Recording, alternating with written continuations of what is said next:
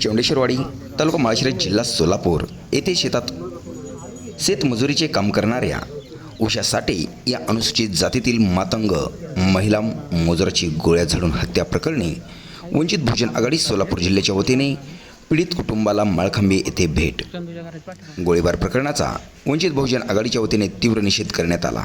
यावेळी नसरापूर घटनेच्या धर्तीवर हा खटला चालून 50 दिवसाच्या आत आरोपीला फाशीची शिक्षा व्हावी अशी मागणी करण्यात आली. यावेळी वंचित बहुजन आघाडीचे सोलापूर जिल्हाध्यक्ष चंद्रकर शेखर मळीखांबे, जिल्हा महासचिव अनिरुद्ध वाघमारे, माढा लोकसभा विभागाचे जिल्हा महासचिव विशाल नवगिरे, विनोद इंगळे, जिल्हा कोषाध्यक्ष अभिमान जगताप, प्रवीण वाघमारे, अभिजित गायकवाड सर, नितीन सरवदे, संदीप घाडगे, सुरेश मोठे, मनोज जगताप, पैलवान भैया लांडगे, संभाजी कांबळे, सावता भोसले, समाधान नाना लांडगे, राजू सुरवशे, सुनका जाधव आदी जण उपस्थित होते. सोलापूर जिल्हा प्रतिनिधी MK न्यूज श्रीपूर.